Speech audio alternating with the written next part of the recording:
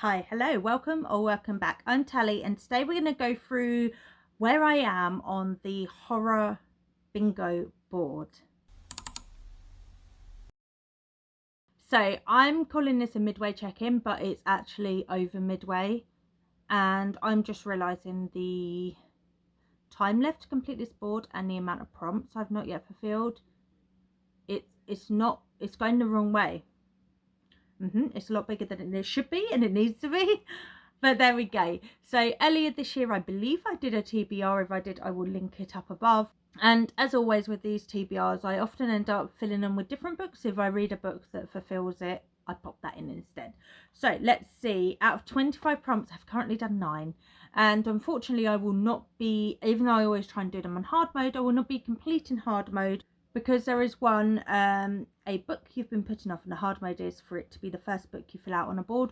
Whilst it was the first book I started in October, I've not yet finished it. So I had every intention of fulfilling hard mode, but I will not. Hopefully I'll fulfill it with all the rest though. And then if I fulfill it with all the rest, maybe I'll cut myself some slack and say, hey, it was the first book you started. So let's see where we are with the 9 prompts I've fulfilled. So the first one is published in 2025, and the hard mode was to read it before the end of 2025. I fulfilled this with the first in the Burnt Sparrow series. I don't know if it's going to be a trilogy. We Are Always Tender with Our Dead by Eric LaRocca. Eric LaRocca is an author that I absolutely adore, but I do need to space out his books. They are gruesome. They really touch a lot of grief and homophobia and a lot of topics and emotional beats surrounding those kind of topics. And yeah, I do need to space them out despite him being one of my favorite authors. Yeah, I think it's safe to say he's one of my favorite authors. And in this one, it's set in a small town called Burnt Sparrow. Yeah, and we follow kind of various characters in the town, and the kind of horror stuff that happens to them. We open with a tragedy that happens in a town that ends up with a few people being murdered. Is it a few or a lot? I can't remember, but a group of people ended up murdered, and it kind of follows a young boy in the town as his life is affected by this. It's very unsettling, it's very atmospheric. You need to check all the trigger warnings, as with all Eric LaRocca's books. But I gave this a 3.75, definitely. I will admit I do prefer Eric LaRocca in a short story sense, but I am coming round to his novels as well. The next prompt was to read something with mixed media, and a hard mode was the book contains more than 3 different types of mixed media. And I read We're Not Safe Here by Rin Chapeko. This has a TV show or a film coming out soon as well, so I will definitely be picking that up. I gave this 4 stars, and it's set in a small town, Wispy Falls, and like the town's motto is "You'll be safe here." As long as you don't leave the town, because once you cross that border into the woods, you are no longer safe, and everyone, including the children, are all advised do not go into the woods because something horrific will happen to you. And we follow a young 17-year-old vlogger as he decides he kind of ends up getting pulled into this, and he decides he's going to investigate what exactly is happening in the woods and like these creatures. It's kind of zombie-esque. I thought it was a really enjoyable story. It was really atmospheric. Is it YA? It feels YA. Yes, it is YA. And I know that I've heard mixed opinions and reviews on this, but personally I did enjoy it. However, I am a big fan of mixed media, and I did this via audio thanks to the Libro ALC program, and I really enjoy mixed media in an audio sense because you often get obviously multiple narrators, and they have like the music for the podcast elements and stuff. It was just a really good experience for me. Next is indie / self-published work, and the hard mode is a new to author. I have not completed this yet. I still have on my TBR The Cotton Candy Massacre, and that is still my plan to read that. For paranormal and the hard mode is there are ghost hunter / paranormal investigator characters. I had 3 potentials on my TBR and I ended up not going with any of them, and I reread, because this is a series that I really want to continue in and I've only read the first book, so I reread the first book in order to continue with the series, and I've yet to continue with the series. But I read The Screaming Staircase by Jonathan Strode. This is the first in the Lockwood and Co series. It's a mystery, fantasy, a young adult series. There is a TV show. I think it got cancelled after 2 seasons, regrettably, but I'm looking forward to watching that. And it's set like in an alternate Victorian London, in which children, like before you hit puberty, or not before you hit puberty, because the main character's like 17, before you become an adult. I don't really know like what I know adults can't, but children can. Anyway, adults cannot see ghosts, but young people can. And we follow Lockwood, who runs a investigative like PI company business, and he has 2 people who work for him, and they go and investigate supernatural occurrences and like clear out the ghosts. And yeah, I really enjoyed this. I enjoyed it probably more on a second read, and as I said, I'm looking forward to continuing on with the series and watching the TV show. Now we have a little run of books I haven't yet read. So we have Stolen from Another TBR, and a hard mode is to get a book from a horror Bingo TBR. I picked this up from, I can't even remember who it was someone on Instagram who shared their TBR. I don't believe I was following them at the time, and their TBR got reposted by Wicked Readings, Sarah at Wicked Reading, who is the creator of this bingo board. I will link her down below. I have Kill Creek on here, and that is still my plan to read that book. And then for vampires, the hard mode is the story takes place in modern day. I still have Woman Eating slotted in for that. For a book with a water setting, and the hard mode is a majority of the story happens directly in or on water, I have From Below on there by Darcy Coates, and again I'm still planning on reading that.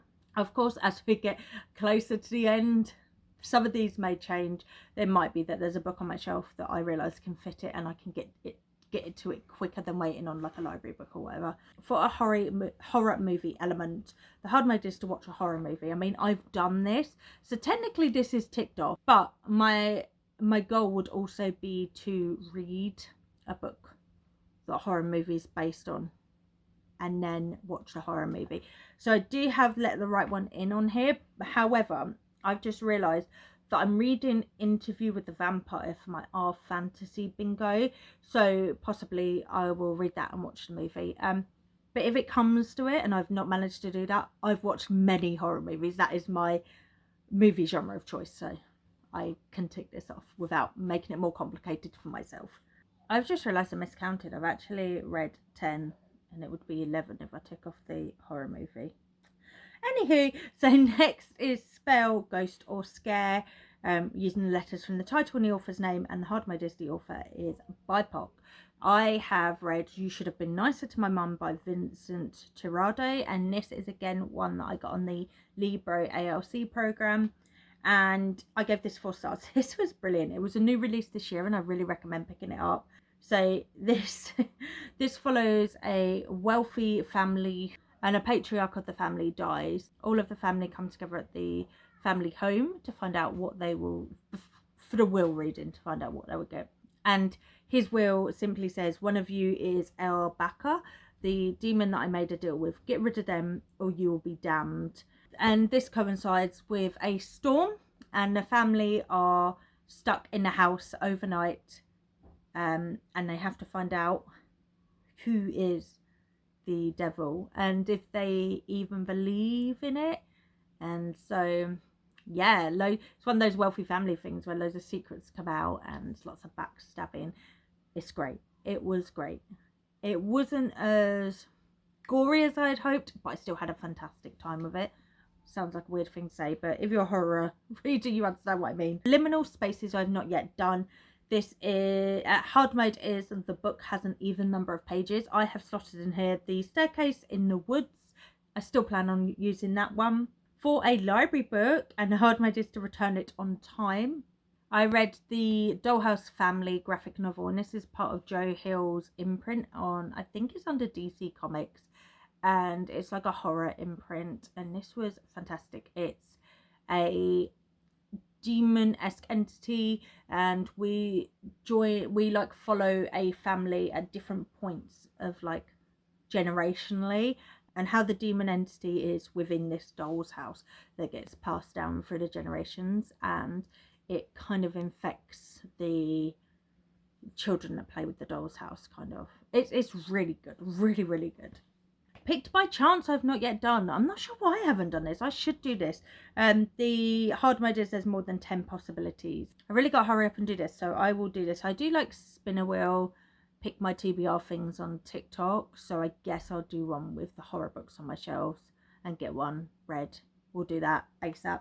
A book you've been putting off. See, this is the one that screwed me over. Make it the first book you'll fill out on the board. And I am currently reading Art Share of Night by Marina Enriquez. It's just it's been a hard read. Okay, it's taken me a while. I'm making my way through, but it's taken me a while, and we'll get there. It's fine. Some books you just take your time with, and this is one of them for me. For one I've completed is LGBTQ plus representation, and hard mode is the representation is the main character, and there are LGBTQ plus themes. I read You Weren't Meant to Be Human by Andrew Joseph White. Andrew Joseph White is another person who is one of my all-time favourite authors, and I was so excited to hear that he was coming out with an adult book, because all of his books previously had been YA, all of them 5 stars for me. This one was a 5-star, absolute 5-star. Did it make me thoroughly uncomfortable? Yes. Did it follow a trans man who falls pregnant and is forced to carry the baby and give birth? Yes. As a mother who despised being pregnant and thinks the essence of pregnancy is gross, did this really, really give me the absolute cringe? Yes, it was great. It was great. If you wanted to explore that topic in a not so gruesome way, his other book, The Spirit Bears Its Teeth, is a great one. It's a YA book that kind of goes into a little bit of this, although there's no pregnancy in it. It discusses the feeling of having a womb when you are a man. So yeah. The next one is a buddy read, and hard my dears participate in a discussion. I read Don't Let the Forest In by C.G. Drews. I cannot remember at all what book club this was for, though. I probably said on my TBR. I cannot remember off the top of my head. So this is a YA fantasy horror, and we follow Andrew and Thomas, who are young boys at this boarding school, and they are like absolutely inseparable. We have Andrew, who writes these kind of grotesque horror, like folk horror stories, and Thomas illustrates them. And then when they come back to a new school year, they discover that the creatures have come to life in the forest surrounding their school, and that they are out to kill everyone, basically. And the boys are the only ones that are aware of it, and they have to take it upon themselves to stop the murders. I think it's really good. It has queer representation in terms of gay and ace representation, which is wonderful to see. I would say there's also potentially a autistic element as well, which I think is great. You Weren't Meant to Be Human, also the trans main character in that is autistic as well. I forgot to mention that. So yeah, I really enjoyed this. I am so excited to read more by C.G. Drews. I think they have a potential of being one of my favourite authors. I just really love the atmospheric way that they write. Next is recommended, and hard mode is it's out of your comfort zone, whether because of format, subgenre, etc. This is one that I had seen recommended, or rather discussed, by a few different booktubers. I wouldn't say anyone really recommended it because it's a really hard series to read, but It's a series of manga and it's called Killing Stalking. So I have read all of this, all 8 volumes, and it's like a horror thriller. And there's so many times that I was like, not sure why I'm reading this. I'm really not sure why I'm reading it. I gave every volume 3 stars, but it was strangely addictive. This is when you really need to check the trigger warnings before you pick it up if you're thinking of picking it up. I would probably even go so far as to say watch people's reviews on it before you consider picking it up. We follow 2 young men. One of them, Bum, is obsessed with Sang-woo and he is stalking Sang-woo, and right at the beginning of volume 1 he breaks into Sang-woo's house to, you know, just sniff his pillow, roll around in his bed a bit, general stalker stuff. And then he gets knocked out by a baseball bat. He finds himself in Sang-woo's basement along with another person who Sang-woo then dismembers. And we quickly find out that Sang-woo is a serial killer.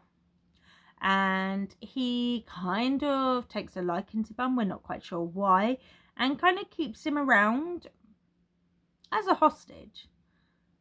He, you know, breaks Bum's ankles so that he can't leave. And there's a romance element. I wouldn't say it's always consensual.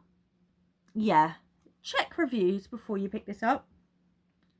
Check the content warnings. I'm glad I finished the series. I probably would not reread though. One I haven't done is read a novella, and The Hardmaid is an author you've read from before. I've slotted in, I want to read either The Babysitter Lives or whatever the other one was, The Killer on the Highway or whatever, by Stephen Graham Jones. They were released as like a deluxe double set. So I'm going to read one of them. Stephen Graham Jones is one of my favourite authors. As you can see, I tried to put a lot of my favourite authors or potential favourite authors on this list. Next is Planty Eco Nature Horror, and the cover includes nature elements. For this, I read The Sacrifice by Rin Chapeko. Unlike the Our Fantasy Bingo board, there's no rule against reading the same author multiple times. So this is set on a island. It's like a idyllic oasis type of island that no one lives on because it is cursed, rumored to be cursed. And we follow a explorer, like a kind of Bear Grylls-esque reality show explorer, who decides that's going to be what the place he explores for his next season of his show.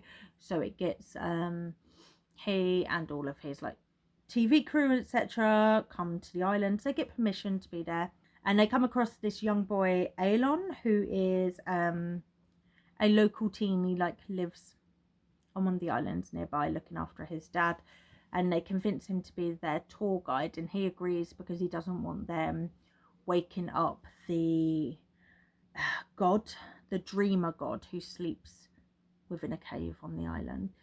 And you know, the TV crew, they fuck around and find out. It felt a little bit like The Ruins, which was a book I really enjoyed. Film was entertaining, and I would love more recommendations on this kind of vibe, so please let me know if you know of any more. The Sacrifice, unlike The Ruins, is a YA though.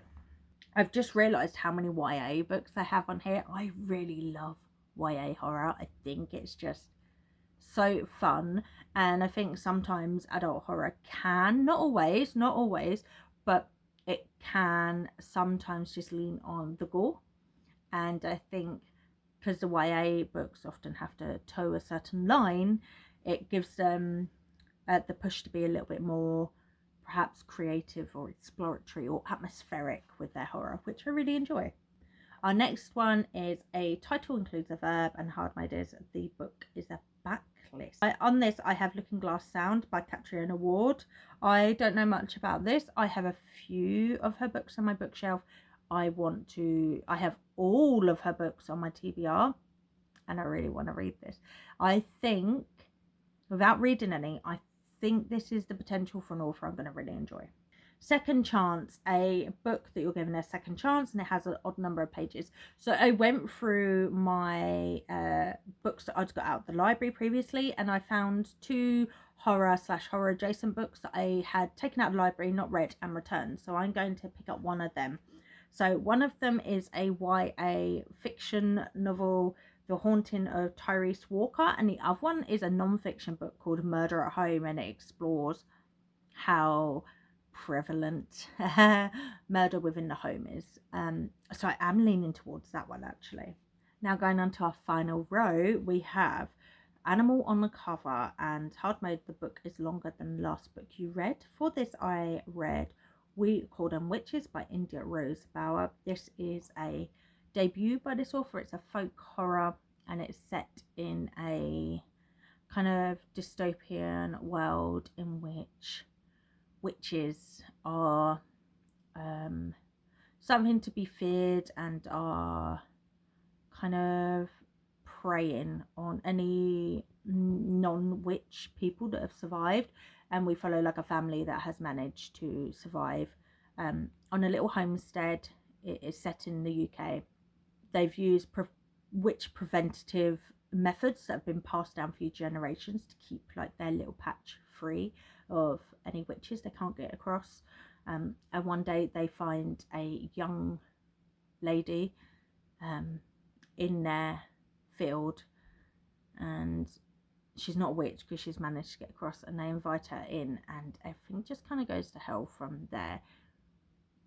This is sapphic as well. What I will say is this is very atmospheric, which I enjoy in my horror. What I will also say is this should have been a YA. This is a YA book. I think perhaps because the main character just turns 18. I think perhaps the main character was aged up in order to put this out as an adult book. I think they should have kept her as like a 16-year-old, which is how it feels she's written, and it should have been a YA book personally. So I do feel that perhaps it hasn't met its target audience. But apart from that, I did enjoy this. I would also say that it was a tad long, but I'm looking forward to seeing what else this author puts out in the future. For a one-word title, and the hard mode is the cover is not black, I have Intercepts. This is still one I'm planning on reading. For a debut book, and the hard mode is the book is their only released work, so debut author, I have slotted in Symbiotes, which is a fungal horror, and I love fungal horror. I love spora, however we're pronouncing that. I love it. For our penultimate prompt, we have Works with Another Goal. The overlap is within the YouTube community, and you share the event in the comments of the announcement video. I slotted this in for Hercule. Whether or not I get to it before Hercule is over is another matter, but I have Smothermoss there, which is another folk horror book that I'm quite looking forward to getting to. And then for our final one, social commentary and hard mode, is the author is in the marginalised group.